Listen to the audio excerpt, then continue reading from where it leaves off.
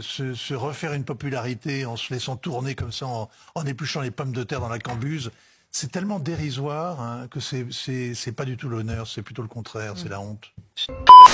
Et d'ailleurs, on les envierait presque, fait une croisière en Méditerranée. Il se trouve au large des côtes grecques, survolé par un drone dont il semble que, en définitive, c'est un drone des Grecs, certainement pas un drone tueur israélien comme Rima Hassan le laisse entendre dans ses vidéos. Et donc ils se filment en permanence, ils font la cuisine, ils sont sur le pont, elle a le vent dans les cheveux. Bref, vous voyez, c'est déjà ridicule dans la mise en scène.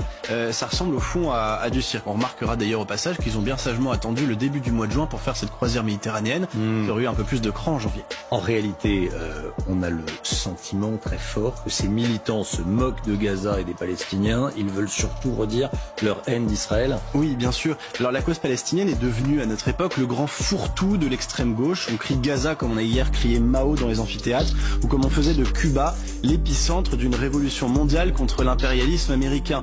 En fait, on détestait jadis davantage les Américains qu'on appréciait les Cubains. Aujourd'hui, c'est la même chose. Le sort, la sécurité des Juifs en Israël importe si peu que l'on ne se soucie pas vraiment du sort des Gazaouis. Mais l'urgence, c'est de se mettre en scène dans cet activisme pro-palestinien. Et si réellement c'était le sort des Palestiniens qui les intéressait, Rima Hassan et ses complices écologistes embarqués avec elle dans ce voilier réclameraient d'abord et avant tout que l'on libère une fois pour toutes la bande de Gaza de l'emprise du Hamas, qui est le premier responsable de l'absence de destin des enfants palestiniens. Mais de tout ceci, vous n'entendrez pas parler. Pour l'instant, Rima Hassan mange des crevettes à bord de son voilier et semble très heureuse comme ça. Quel est le monsieur juste à côté de Rima Hassan? Ce monsieur, c'est un journaliste, si on peut l'appeler comme tel, de Blast, qui est un média d'extrême gauche, qui organise complètement cette opération de communication. Et c'est ce qu'ils font depuis le début, c'est évidemment leur objectif, mais moi ce qui me surprend, c'est que sur les réseaux sociaux, dans l'écosystème de cette gauche aujourd'hui, clairement pro-Hamas, ils sont à fond derrière cette forme de spring break de la France insoumise. Et... Où était Rima Hassan et Greta Thunberg quand des femmes israéliennes ont été violées, brûlées et décapitées le 7 octobre dernier? Nous parlions du bateau qui vogue sur l'eau, de Rima Hassan et Greta Thunberg. Un voilier qui fait route vers Gaza avec à son bord les deux égéries de la lutte pour les Palestiniens et pour le climat. Une épopée un peu grotesque et dangereuse. Oui, alors, les deux, mon capitaine, parce que grotesque, c'est bien sûr le premier adjectif. Je sais, mais moi non plus, certainement pas. C'est le premier adjectif qui vient évidemment à l'esprit. Des bateaux pour Gaza, il y a déjà eu beaucoup, je le rappelle quand même, mais là, alors, c'est le pompon. C'est la croisière marketée pour Instagram qui nous offre des images assez délirantes. D'abord, on se demande s'il vogue au moteur ou à la voile, ça c'est un vrai sujet. Plutôt au moteur, si on en croit toutes les photos diffusées à jet continu sur les réseaux sociaux. Ça, c'est très bien pour l'environnement. Évidemment, voguer au moteur, si vous voulez, de Catania en Sicile jusqu'à Gaza, c'est super.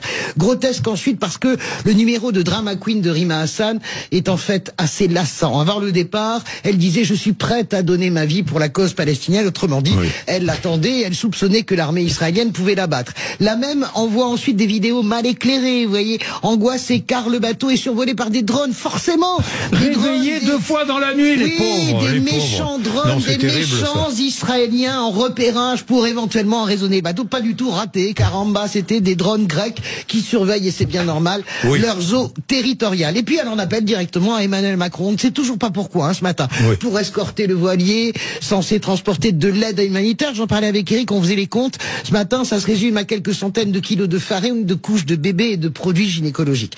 Grotesque, enfin, par les messages totalement délirant de Jean-Luc Mélenchon, Sophia Chikirou, tout le carteron des dirigeants de LFI. Alors je vous le dis tout de suite, les amis, Éric, Jean-Jacques, Jean Moulin, c'est rien à côté de Rima Hassan. Mais rien du tout. C'est une héroïne. Cette escapade. Et Marine Tondelier qui dit mais quel courage ont ces deux femmes. Elles sont tranquilles dans le bateau, mais quel courage. Ça s'appelle de la guimauve humanitaire, marketée pour Instagram, et en cela, c'est grotesque. Oui, c'est grotesque et c'est dangereux. Pourquoi? Parce que ce bateau immatriculé en Iran, d'abord, il faut le savoir, cette grande démocratie théocratique, elle a embarqué à son bord, Rima Hassan, des gens qui n'ont pas grand-chose à voir avec des rêveurs un peu babacool qui veulent la paix. Parmi eux, il y a un journaliste de Blast, assez inculte quand on reprend l'ensemble de ses tweets, mais surtout un militant brésilien, Thiago Avila, présent aux obsèques du chef du Hezbollah, Nasrallah, et qui crie à longueur de poste son amour pour l'Iran et la Russie.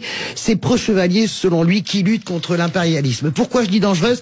Car nous sommes dans un moment particulier, une tension extrême, et que lorsque l'on cherche la confrontation, évidemment comme le fait Rima Hassan, l'arraisonnement par exemple du bateau avant d'arriver à Gaza, pour démontrer Instagram en main à quel point les Israéliens sont génocidaires, eh bien on rentre dans une zone à risque avec peut-être des comportements mal maîtrisés et un véritable, pour le coup, incident international. Dangereuse enfin parce que si nous trouvons ça grotesque autour de cette table, eh bien ces images, malgré tout, elles frappent un certain imaginaire. Elles sont faites pour ça et elles participent de cette stratégie d'attention dans la société française.